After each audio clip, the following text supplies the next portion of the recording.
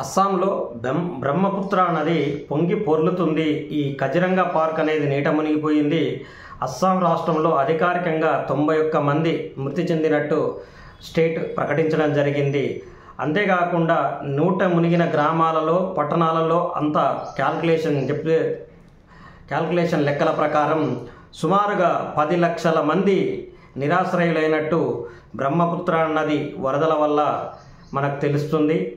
ఇది అభివృద్ధి చెందుతున్న దేశానికి ఇది దిక్సూచిగా డెవలప్ చేయాల్సిన అవసరం ఉంది.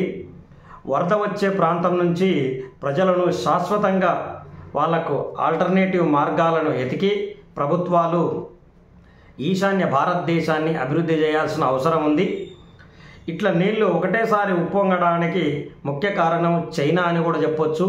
చైనా అనేది ఎక్కడికక్కడ కట్టలు కట్టి నీళ్లు నిలవబెట్టి ఇట్లాంటి వరదలు సంభవించినప్పుడు కట్టలు తెగిపోతాయేమన్న భయంతో ఒకేసారి అన్ని డ్యామ్లకు సంబంధించిన వాటర్ని వదలడం వల్ల టిబెట్ పరిసర ప్రాంతాల నుండి వరద బీభత్సంగా వచ్చి హిమాలయ కొండలను చీల్చుకొని వచ్చి అస్సాం రాష్ట్రాన్ని అట్నే పశ్చిమ బెంగాల్ రాష్ట్రం వరకు వరదలతో ముంచెత్తిపోతున్నాయి.